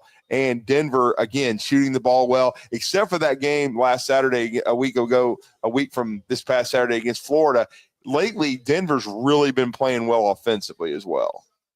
He started SEC play very uncharacteristic because through non-con, he was great. And you guys remember down the stretch last season, when Auburn got rolling, he was shooting really well. He started SEC play 21% from downtown. It was like, that is not really what you've come to expect from him. Now over Auburn's last 5 games, he is 15 of 22 from deep. And it's like, well, that tends to get it done. Yeah, I mean, you talk about earlier this week against Vanderbilt, Denver Jones had a good game. And, Bruce told us that it was a conversation with Stephen Pearl after that Florida game. I don't think Denver Jones made a shot against Florida, if I'm not mistaken. And he was just trying to run things, trying to facilitate things. He is their point guard now. But Stephen Pearl had to sit down with him and said, look, man, when we got you out of the portal from FIU, you were a 20 points per game scorer. Like, go shoot the ball. Go score the basketball. If you've got that instinct right away, go ahead and score it. They did that against Vanderbilt. And then you mentioned the start of the second half. I thought that was where the game was, in hindsight, that's where the game was won for Auburn. It's the fact that they came out so hot. It wasn't the other way around. It wasn't, Alabama's starting to even things out of the break. It was Auburn took their biggest lead of the game at the under 16 timeout. And Denver Jones just starts popping threes. They took advantage of Alabama's drop coverage. I thought that was I thought we sort of had a window here into what Alabama might struggle with a little bit defensively. Cliff Omoyuri came off and dropped away from Denver Jones, and Denver Jones was comfortable taking those open looks. Now, he banks in a three and gives you the MJ shrug a little bit, but that's just what happens when you're having a good day. When you're having a good day on the floor. You mentioned the two-way performance for him again. The performance of Mark Sears, he blocked one of his shots on a three-pointer. That's right. But the evolution of Denver Jones has been something that's really, really interesting to watch, because he comes to Auburn as just a scorer, like that's what they get him for. Then he says, well, my role here is sitting down playing defense, I think. And now he's sort of back to blending a little bit of both. I think, this is probably not a hot take or anything. I think Denver Jones is one of the key players on this team for Auburn to make a run in March. I think if you get Denver Jones scoring confidently in the month of March, all of a sudden you've got 2 or 3 dynamic scoring guards, because you already know Todd Pettifer's going to do it. You already know Miles Kelly's going to take threes and set up in the offense and take 3-pointers. If you add a aggressive Denver Jones that is running point but also hunting for a 3-point shot, really makes a difference with this team. We know he is capable of shooting the ball very, very well. He's done that in kind of 2 different stretches now in his Auburn career, and absolutely, I thought Janai Broome's numbers on Saturday were absurd, and he takes player of the game for me. But in terms of an impactful performance, Denver Jones is another example of somebody Auburn absolutely does not win this game without him. That was their 14th quad one win, Auburn's 14th quad one win of the season. And Nathan King joining us on the Neighbors Wealth Management Hotline. Nathan, you kind of get you see this Auburn team take to the court, and there is a real sense of confidence and a little bit of a swagger there to this team. Not a bad swagger, but this team is playing with a confidence and a swagger that could really, really make a deep run. It's we've seen it from UConn over the last couple of years. We've seen it from other ones. This team has that it factor right now. It's about sticking together down the stretch. That's really what it's going to be. Janai Broome said it after the game. When Auburn plays the way it is capable of playing, the only team that can beat Auburn is Auburn. Now, Auburn's lost 2 games. Objectively, other teams not named Auburn have beaten Auburn, but their argument in that game against Duke, that was the whole thing afterwards. They kind of thought, well, we didn't play our best game. They thought they kind of played their B- game. Was kind of what they talked about. And then Florida, defensively, they thought they left a lot to be desired in that one. But I mean, this sort of showed the ceiling of this team. Not that we didn't already know it was the best team in the country, but I mean, to have so much build up to this game and go and win against number 2 on the road and lead wire to wire. I think you're exactly right. There was just something. There's just something a little different. There's something a little different about this group. It's about taking it. Number one, it's about enjoying the ride right now and trying to win an SEC championship. But after that, trying to stick together. I think sticking together the first couple games in the NCAA tournament is going to be extremely, extremely important, because that second weekend, if they can end up in the South region, and that's another conversation about how close is this team to like locking up the number 1 overall seed. Are they 3 or 4 games away from that? I think they are. And if they're probably going to be in Atlanta. They're probably going to be in Atlanta for the second weekend. Auburn basketball games in Atlanta over the last few years, I mean, they're home games. That's just the biggest Auburn alumni club in the country, and they're going to absolutely pack that place out. And so, can you make it to that second weekend and just be flanked by 10,000 Auburn fans in those games? Now, is it going to be like that in a tournament setting? Probably not. That's probably a bit exaggerative, but it is going to be a home court advantage. And so, yeah, for Auburn, it's now about getting up for every single opponent. And I think they've done a really good job of that, because after the game on Saturday, they sure did talk about Arkansas a lot. Like, it was a very business-like. I thought, I mean, you were there. I don't think Auburn was getting up on the podium, in their chest that much and saying, "Oh, we're the best team in the state," and all this stuff. It was kind of like, "Hey, we thought we prepared well. We're obviously good enough for this game, but long way to go. Long way to go to win the SEC." And so that is exactly the mindset this team has to have to avoid getting picked off by somebody like Arkansas, getting picked off by somebody like Ole Miss, because Florida's right there waiting in the wings, and Alabama as well. There's no reason Alabama can't win at Neville at the end of the year. There's no reason Alabama can't make a run here and stay in contention for the SEC title. And so for Auburn, it's going to be about approaching every game with the same intensity that they did Alabama, and obviously they've done a good job of that this season. They have, and you've done a great job. And I enjoyed the mutual respect after the game from both Bruce Pearl and Nate Oates and the players on each side. I think they understand where these programs have come, and it's just awesome to have basketball where it is in our state right now. It's a tremendous. It was the best environment I've ever been in, and I just tip my hat to Auburn, the best team in America right now, and how good they were, and total respect for their performance. But great job by you and all the guys over at Auburn Undercover, and let everybody know what you guys have coming up. I know Arkansas is coming to town, 3-game homestand for Auburn coming up, and just let everybody know how to follow you. For sure. AuburnUndercover.com. Jason Paulba had great coverage of Auburn baseball, an intriguing first series. They drop a game to Holy Cross, a really, really intriguing opening series for Auburn baseball. Auburn softball still undefeated. They just picked off number 9 Oklahoma State under their first year coaching staff. And then, like you mentioned, 3 home games. Auburn basketball just picked up a commitment as well from Abdul Bashir, one of the top JUCO players in the country. Our Christian Clemente has a story with his head coach coming, and I'm hoping to have a Denver Jones story this week. I think it's finally awesome. I definitely want to dive into that. Like I mentioned, the evolution of Denver has been so intriguing to watch. Love to talk with him. I'd love to talk with his family. He's going to try to set that up this week. So going to have that all over at AuburnUndercover.com. Thank you, sir. Thanks, Nathan. Thank y'all. All right, let's get a break in, shall we? Talking Ball's going to roll on from Bill Penney's Toyota Service Department coming up next. You're listening to Talkin' Ball on 97.7 ESPN, The Zone.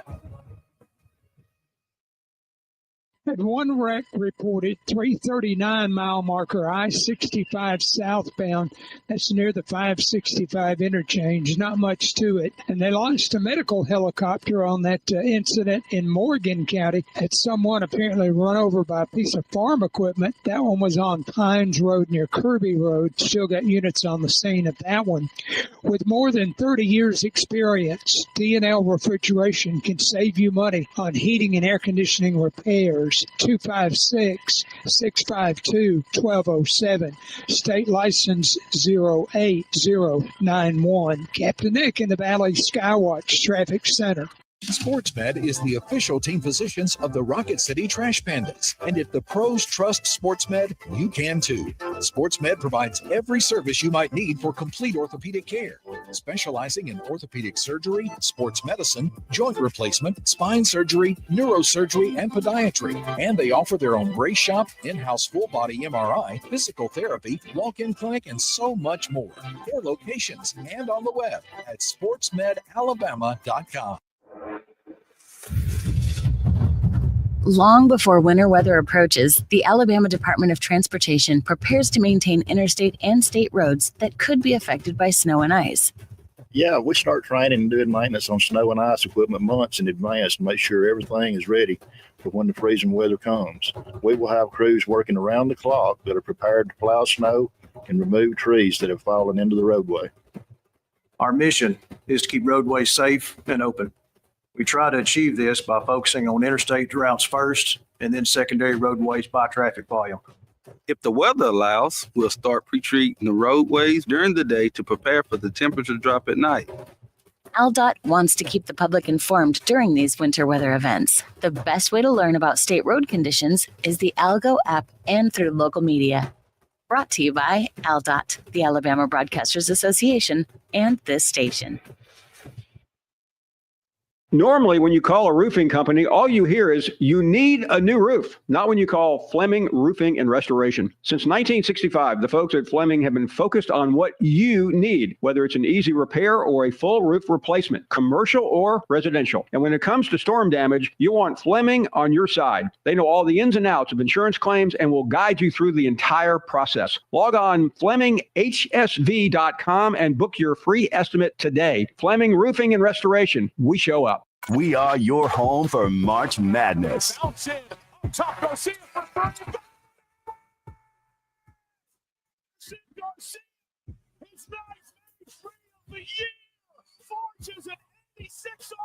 are 97.7 ESPN The Zone. Talking Ball 97.7 ESPN The Zone. Scott Tyson, Drew DeArmond. What do you say we get back out to the phone lines? Bryce is with us. Good morning, Bryce. Morning, Bryce. First of all, guys, good morning. But I'd like to, my heart goes out to all the people in Tuscumbia that were dispositioned in the tornado. I don't know if y'all saw that or not. Yes, sir. I know they took some damage over in the shoals in Tuscumbia. We thoughts and prayers out to them. A lot of that happened after midnight, on Saturday night into Sunday. I was driving back from Tuscaloosa. I got back a little after 11. There was a lot of wind and it was all over the road. Yeah. But the rain had not started yet, but it certainly started by after midnight. The Weather Service confirms there was an EF1 tornado in Tuscumbia and an EF2 tornado near Russellville. So, yes, our thoughts and prayers to everyone over in the Shoals area. Yeah, I grew up there. It's my hometown. So thankful nobody got hurt that I know of. I was over my shows yesterday visiting some friends and the family, and I saw that it was just devastated. Downtown Tuscumbia. But Drew, you summed up the basketball pretty much. Like it was, and they too soft. I think they got intimidated by Auburn. You got to cover the three, and you got to make a few threes. That's the difference in the game. Way I thought. You were there, and I wasn't. Is that the way you thought? my biggest thing that I saw was one team finished around the rim and the other one didn't. And Auburn did make 12 threes, and Alabama only made 5. But if Alabama lost the game by 9, if they could have finished around the rim a little bit better. Grant Nelson had multiple opportunities. He missed 4 or 5 5-foot and in shots. Mo Diabate missed 2. Sears couldn't finish in the lane. That's where you got to win the game. You got to be the tougher team and the more physical team, and Auburn was. And that's the bottom line. And correct. You now again, I'll still say it again. If you finish around the rim, you shoot the 3 well, you better. And guess what Auburn did? They finished around the rim and they made 12 threes. And I also thought Alabama's transition defense at times was not good. I thought Sears loafed, and I think that's why he was called out by Nate Oates. And and a stat that's really astounding. I got sent this from Michael Southern of Tide Hoops history. This is pretty crazy. For SEC home games so far for Mark Sears, his overall field goal percentage is under 32% from the field overall. Under 32. And his 3-point shooting is 23%.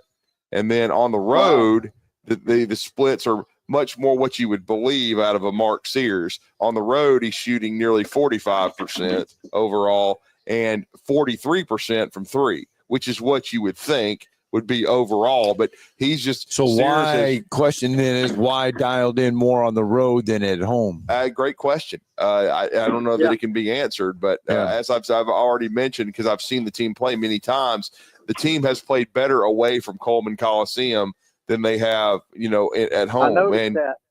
Yeah, and I think a lot of people. I was getting messages at the beginning of the game when Auburn came out playing so well that they thought Alabama was tight and wasn't playing free and needed to play. Just let it all hang out at home. That's going to be an interesting situation with how what buttons that Nate Oates can push down the stretch, because again they've got the last few home games and they've got, I believe, 3 left of the last 6, but but they're all somewhat difficult. They're all ranked teams. You've got Florida, who's the best that you've got left to play, but you got Mississippi State and Kentucky, who are also very, very capable. And every game is important because, to me, if Alabama wants to be a 1 seed, I think they need to, in this last 6, I think they need to go 4-2 at worst. If they go 4-2, they're still going to be a 1. If it's worse than that, then you start moving down to the 2 and the 3 line.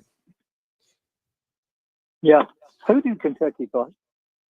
Kentucky, they lost to Texas. They had a halftime lead and did not play well down the stretch, Bryce. No call today, right? Of course not. He didn't watch it, I'm sure. No, nothing. All right. Well, All guys, right. Thanks. We're just gonna have to get tough, because to say we can go into Auburn and win, we can, but I don't see it on the cards right now. Yeah, I mean, they just got to beat Missouri. I mean, I was asked, all right, a few Bryce, times, thanks for the what's phone gonna call. happen? I said, go try to beat Missouri. Don't worry about. I mean, people talking about tailspins and losses and everything like that. Beat Missouri. Worry about the Just next go game. one, go the next one. All right, let's get out to B Rich real fast. Good morning, B Rich. Morning, Rich. Good morning, fellas. Hey, like you guys just mentioned there, let's go on and turn this attention to Missouri. You can't let the loss against Auburn hamper the last 6 games here.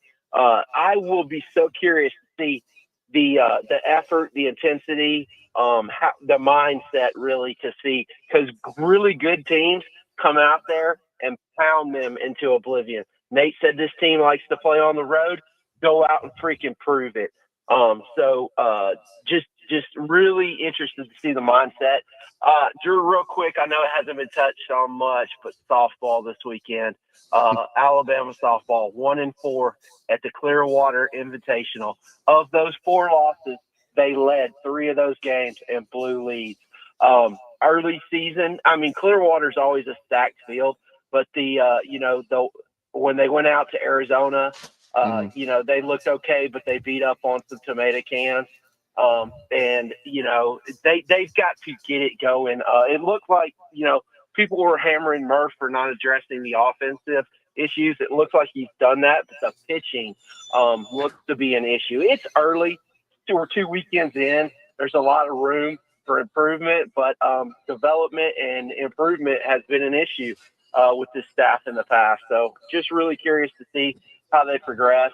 Appreciate you guys taking my call. All right, Yeah, I mean, they're 5-5 right now, and off to a slow start. And they probably should be 8-2. Really, I mean, they lost Arizona 9-1. They had a bad inning and lost that game. And then they lost it. They were leading San Diego State 1-0. But honestly, San Diego State took control of that game 4-1. But that Oklahoma State team that Auburn beat, Alabama should have beaten them. They had them down to their last out, led 3-1 with 3 outs to go, and then choked it away. And then they had a lead against UCLA in the 5th inning and gave up 1 big inning. could have easily won that game. And UCLA is very, very good. We know what UCLA is in softball. They're ranked in the top 5 in the country, but they let that game get away from them. And then they led Liberty. They were down 3-0, took a 5-3 lead. Once again, the pitching fell apart and the defense, and they lose 7-6. So they should probably be 8-2, but they're 5-5. And certainly they've played a tough schedule, like B. Rich just said, but they've got some things to work on, no question about it. They'll be up here on Wednesday, weather permitting, I guess, if it's not a deep freeze, up here for our event, the softball showcase at Toyota Field. They're supposed to play Jacksonville State in their next contest, so we'll see. But certainly Murph and the ladies, he's got a Hall of Fame track record, and certainly last year they got off to a tough start in conference play. We're pretty good out of conference. Then conference play was rough, but then they played their best softball at the end and got to Oklahoma City. Going to have some more kinks to work out right now. Half of his roster is new, and the pitching definitely. Brisky is a returnee, and then he's got Caitlin Riley, who's from Ole Miss. And she's been probably their best arm so far, but they need more out of Brisky. They need more out of this pitching staff, or it's going to be rough because, Scott, as you know, SEC was already the best league. And now you had Oklahoma and Texas. Yeah. So it's going to be more brutal. I believe, didn't they pick Texas to win it over Oklahoma? I think so. I think Oklahoma was picked third or something. Yeah. I wondered what drugs people were on, but it is what it is. I mean, they've only won, I don't know how many 6, in a row. 7, 9, whatever it is. I mean, and they beat Texas. They beat the hell out of them in the championship. And I understand Oklahoma's lost some talent, but it's still Oklahoma. The SEC is going to be tougher than the Big 12, where they came out of, but still. I mean, it's one of those things until you get beat. And if you've won that many in a row, I don't know how you don't pick them. You know what I'm saying? I mean, there was people picking Texas to win the SEC championship in football. Did it happen? No. That's what I thought. All right, let's get a break in. Nick Kelly going to join us. Recap Alabama's loss to Auburn on the hardwood. And what buttons does Nate Oates push going forward? You're listening to Talkin' Ball on 97.7 ESPN, The Zone. From the Fox 54 Weather Center, I'm meteorologist Emily Owen. Plenty of sunshine expected for this President's Day. High temperatures only expecting to warm into the low 40s, though, for the afternoon. Looking ahead into Monday night, will remain quiet under a partly cloudy sky. Low temperatures going to be falling into the mid and upper 20s for the overnight. Rain returns back to the forecast late Tuesday night into early Wednesday morning. I'm Fox 54 meteorologist Emily Owen on your home for ESPN Radio 97.7 ESPN, The Zone. You've got to experience Toyotathon at Bill Penney Toyota. They've got the selection with over 700 new Toyotas to choose from. And they've got the extras with Bill Penney perks and a 10-year unlimited warranty. So get on over to Bill Penney Toyota today and experience Toyotathon. Bill Penney Toyota in Huntsville and online at BillPenneyToyota.com. Bill Penney's Toyota 10-year unlimited warranty is valid through the 10th year of ownership. Valid on new vehicles only. See dealer for details. No representation is made that the quality of legal services to be performed is greater than the quality of legal services performed by other lawyers. A wise man once said, if you take care of old folks and children, everything in the middle will take care of itself. Hi, I'm Danny Aldridge, lawyer in Alabama and Tennessee. In the next 20 years, the number of those folks over 65 years of age will more than double. In our golden years, the most important goal is to be treated with dignity and have control over doing what makes you grateful with those you love. At the Aldridge Law Firm and the Legal Town Center, we're dedicated to help you with these goals, and we'll be there when life throws you those inevitable curveballs. Let us assist you with your legal needs, whatever they may be or become. You may reach us by phone at 256-534-3188 or online with Dan at danaldridgelaw.com. Just remember, we're here to help. Whether it's personal injury, wrongful death, fraud and cheat, or estate planning made complete, we're here to help. Uh-oh, Brad's buzzed. Oh, yeah? Yeah, he's starting with the whoops. And now a speech. I just want to say that friendship is about heart and brain. Who's with me? Good thing is, he knows when he's buzzed. And my brain is saying, when it's time to go home, somebody call me a ride. Love that guy. Me too. Know your buzzed warning signs? Call for a ride when it's time to go home. Buzz driving is drunk driving. A message from NHTSA and the Ad Council. I don't think that many kids in my son's school even do it. He makes fun of his friend who vapes. He would never try it. She's in the top. She's on the honor roll. She's just not the type. No way. No way. No way. No way. My kid would never vape. Get your head out of the cloud. Today, nearly 8,000 kids will start vaping. Maybe even yours. Learn about the dangers at talkaboutvaping.org.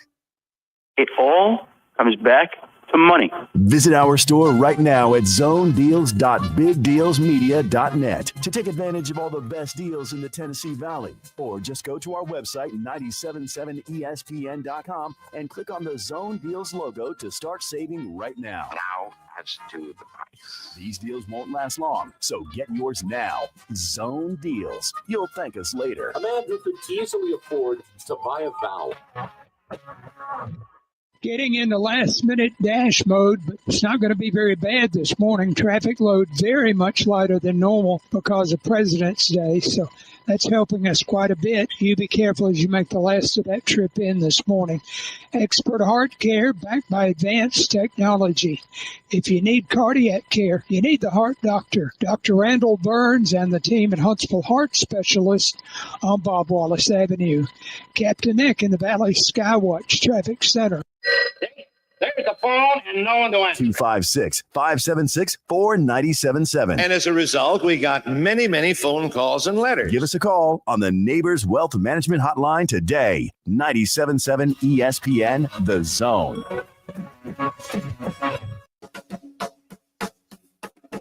$8:37 Monday morning. It is President's Day, so for those that most are out of school, right? Most is out of school. Banks are all closed. That's right. So make sure you plan accordingly if you got anything you need to do around town. A lot of places going to be closed today. Yeah. We have been talking a lot of SEC basketball here this morning. The bank was open for Auburn, but it wasn't for Alabama. Yeah, well, Denver. Jones. Yeah. Denver. Anyway, looking forward to that story by Nathan King, by the way. Yes. Good stuff. But here is the thing, though, too, and we have had some callers react to the point where they think Nate Oates is bumbling and stumbling now. But you look at it, and I get it. This was just one basketball game. It was a 40-minute game. It did not define the season. It did not make the outcome of the season change. Alabama still can accomplish a lot of things during the SEC regular season. They still have everything ahead of them for the NCAA tournament. They still have a chance to be a number one seed in the NCAA tournament. This was one game. And yes, it was against your rival, and it wasn't the outcome you wanted. But you take away from it, you improve, you take on Missouri on Wednesday, and you put it behind you, and you move on. Yeah, absolutely. We're going to get Nathan King gave us the Auburn perspective, and now we're going to get with the AL.com's, and I believe he's also voted the Sports Writer of the Year in our state. He's done an outstanding job. Since he came on the Alabama beat, first with the Tuscaloosa News and now with AL.com, he was part of the coverage of that epic showdown on Saturday, and we're going to get Nick Kelly's thoughts on post, Auburn for Alabama. Didn't get the result they wanted, certainly, but still a lot left to play for in this basketball season, and we're going to get his thoughts right now in the Neighbors Wealth Management Hotline. Nick, good morning. You're with Drew and Scott. Good morning, guys. Huge game on Saturday, and obviously a big disappointment for Alabama fans. I think some of the football mentality of you lose a big game and you're in trouble, it changes a lot, seeps into some of the discourse. And I get it. I mean, you want to win that game. Big game, important game, rivalry game. So, I think it's okay to be disappointed. But at the same time, one game, you got to turn around and play Missouri. You don't know how it's going to play out. I mean, heck, I didn't expect Auburn to lose to Florida at home like they did. It's just one of those things where, no, they aren't Alabama's not in the driver's seat to win the SEC, but they're still in it. So, yeah, you still move forward and just know that Auburn's really good and they're the real deal. Yeah, Nick, I wanted to get your thoughts. I know you wrote about it on Saturday after the game. What did you think Alabama's biggest underlying issue was in not getting the job done as a team against the Tigers at home? Yeah, I mean, people point to the three-pointers, which, yeah, they didn't shoot very well. I think 19%, not the number you want. But if you're making not even half of your layups, to me, that's more concerning. Right. I mean, heck, the term layup in itself is supposed to be, it's a layup. And Chris Youngblood asked him about, kind of what went wrong there. And he basically was like, well, the answer is kind of simple. Like, we just need to make, which I think that's the most frustrating part for them is that it's not some, have to come up with some new formula, new shot, something like that. It's just they need to make those easy shots. And they were contested at times, so give Auburn some credit. But, Alabama took a lot of layups that maybe shouldn't have been attempted or shouldn't have been shot when they were, and definitely concerning how they performed in that regard. There's a lot of people, not a lot of people, there are people that hear Nate Oates' words after the game, and he calls out, some specific players after the loss on Saturday, and they're asking the question, is that Nate Oates throwing them under the bus? Or is that Nate Oates trying to say, hey, look, let's motivate you a little bit and try to correct some things? It could be a mix. I mean, I think about Mark Sears. I mean, I asked specifically about Mark. So it wasn't a case of him bringing him up, per se. Right.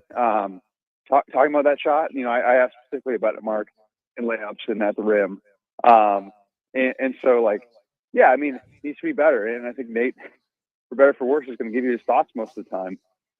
But to me, it didn't scream near as much of a clear call out as it did Friday when I just asked him about, hey, turnovers. How do you essentially try to bridge that gap against Auburn, which they did, which is funny because they finally do that and they lose. But Nate was very specific in that call out when he was like, Mark and Grant need to be better. Players weren't brought up in that case in the question. Whereas post game players were brought up more question wise. So I didn't take it as much of maybe a call out as some folks did, but Nate also is going to pretty much give you his thoughts most of the time. He is. And then I know you guys have talked about it too, but Alabama, number one seed when the initial, those early bracketology rankings come out by the NCAA. So there's still a lot left to play here. I'll get your thoughts. We know how brutal the schedule stretch is for Alabama. They've got 6 ranked teams remaining, 3 on the road, 3 at home. This team, interestingly, has played better on the road. We've got the Nick Kelly Bowl coming up on Wednesday. Missouri hosting Alabama, and this is a Missouri team that's flipped the script. They're much, much better than they were a year ago. They're an NCAA tournament team, but Alabama.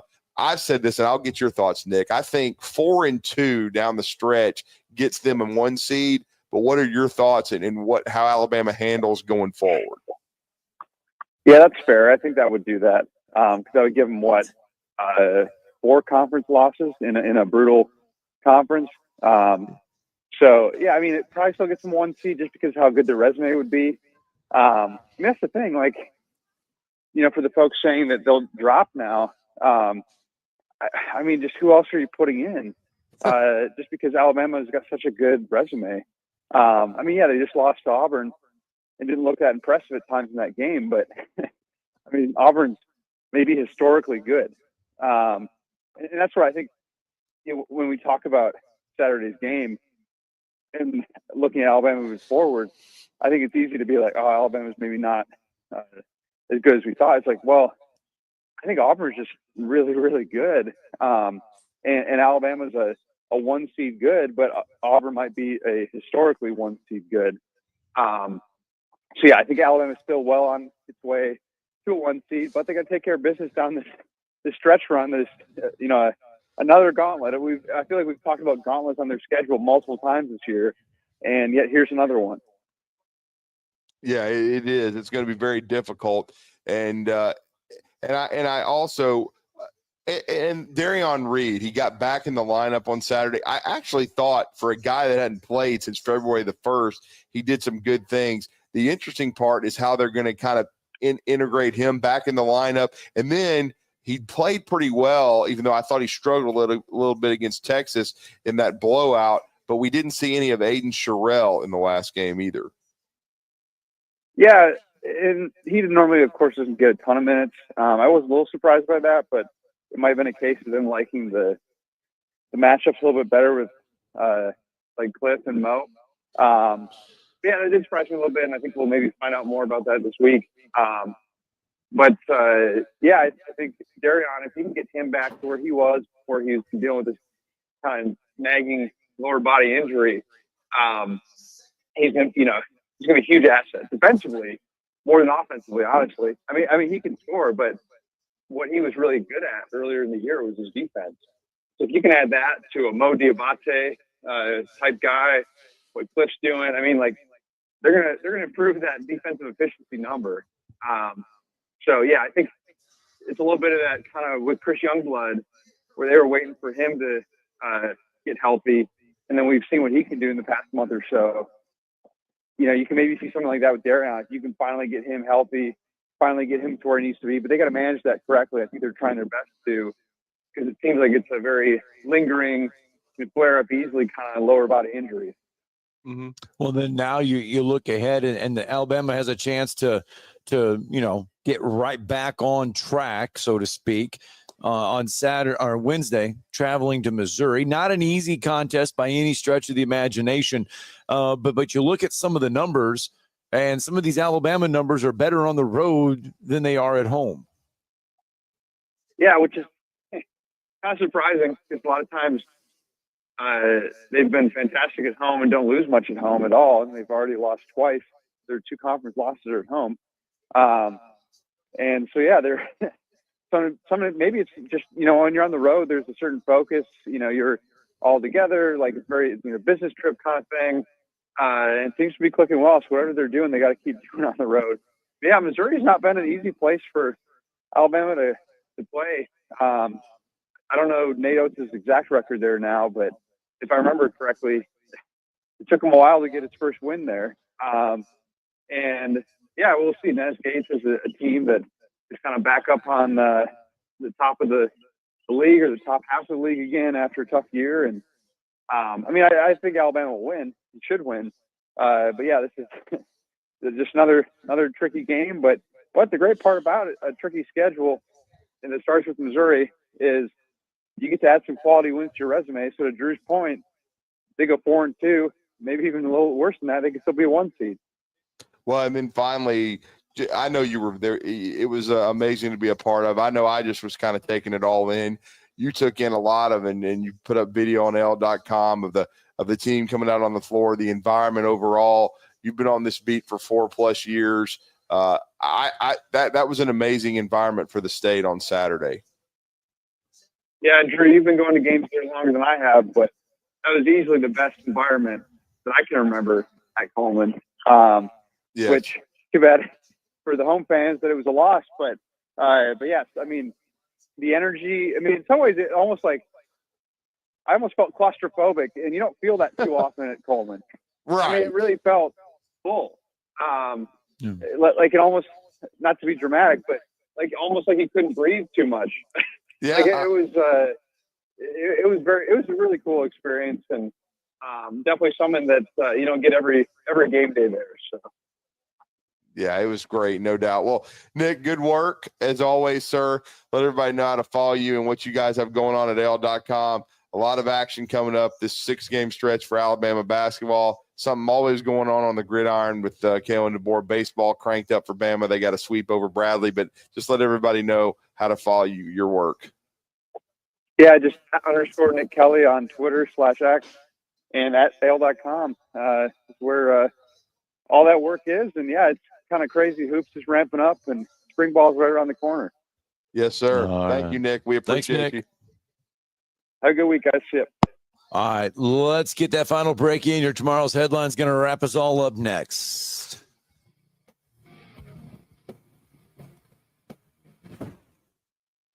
You're listening to Talkin' Ball on 97.7 ESPN, The Zone. Getting into last-minute dash mode, but it's not going to be very bad this morning. Traffic load very much lighter than normal because of President's Day, so that's helping us quite a bit. You be careful as you make the last of that trip in this morning. Expert heart care backed by advanced technology. If you need cardiac care, you need the Heart Doctor. Dr. Randall Burns and the team at Huntsville Heart Specialists on Bob Wallace Avenue. Captain Nick in the Valley Skywatch Traffic Center. We aren't a winning school. We are a championship school, and we make legends. Join the Crimson Tide as they look to continue to rise to the top of the NCAA basketball mountain. Every game, all season, right here on your home for Alabama basketball, the Crimson Tide Sports Network from Learfield. Eagle Masonry and Installation. It's right there in the name. Eagle is your one-stop shop for block, stone, or brickwork, monument signs, and outdoor kitchens and fireplaces. Eagle also offers the finest craftsmanship and insulation, including fiberglass or spray foam insulation, and of course, insulation removal. Philip Love and his team have years of experience, bringing the region the best in masonry and insulation services. For more information and a quote, visit insulatewitheagle.com or call 256-755-1556. Eagle saves you time. Eagle saves you money. If hunting and outdoor recreation are your passions, it all starts with the right property. That's where I come in. I am Bo Butler with Southland Realty and Auction, a hunting and recreational land specialist and a Jackson County native who sees land through a hunter's eyes. Just as you trust your guide on a big game hunt, you can trust me to find the perfect property for you. Thinking of selling? Let me help you make your land attract buyers. Remember, Bo knows land. Call me at 256-609-0512. This is Steve Moulton from 97.7 ESPN The Zone with my friend Brandon Pilcher from Pilcher's Appraisals. Brandon, what exactly do you do? Steve, I'm an appraiser. I can value a property for you if you're potentially going to sell, and that valuation could also be used to help you with your property taxes. Thanks, Brandon. Brandon is licensed in Tennessee, Alabama, and Georgia. You can contact him at 706-936-3766. Call or text. This segment of Talkin' Ball is brought to you by University Kia, the #1 volume Kia dealer in the state of Alabama. Located online at universitykia.com.